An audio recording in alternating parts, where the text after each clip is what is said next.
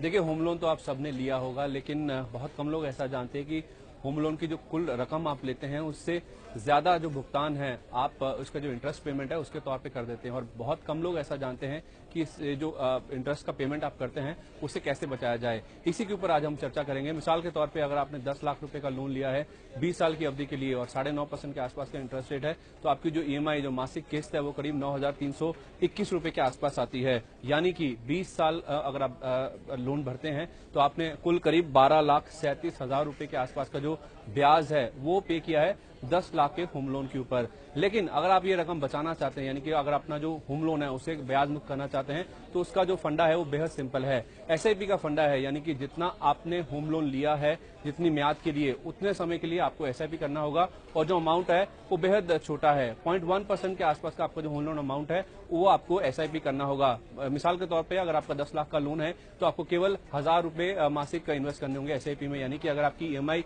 9,321 रुपए के आसपास की है, आप ये मान के चलिए कि आपकी ईएमआई 10,321 रुपए के आसपास की, और 20 साल के बाद जब आपने 1,000 रुपए प्रति महीना इन्वेस्ट किया होगा, यानी कि कुल करीब 2,40,000 रुपए के आसपास का इन्वेस्टमेंट किया होगा, और उस पर अगर 15% के आसपास का सालाना रिटर्न आपको एसआईपी में मिलता है, तो आपकी जो एसआईपी की वैल्यू है वो बढ़कर अगर आप देखें तो करीब 14,97,000 रुपए के आसपास आ जाएगी। उसमें से अगर आप 2,40,000 रुपए जो आपने एसआईपी में इन्वेस्ट भी किए हैं उसको भी निकाल दे तो आपके पास करीब 12,57,000 रुपए के आसपास की रकम बचेगी, जो कि आपका कुल जो इंटरेस्ट का पेमेंट है 12,37,000 के आसपास का उससे ज्यादा है। यानी कि अगर आपने 20 साल का लोन लिया है उतने ही साल के लिए आप एसआईपी कीजिए। आपका जो लोन अमाउंट है उसके करीब 0.1 या 0.15% के आसपास का आपको उतने ही देर के लिए इन्वेस्ट करना जितने साल का आपका लोन है।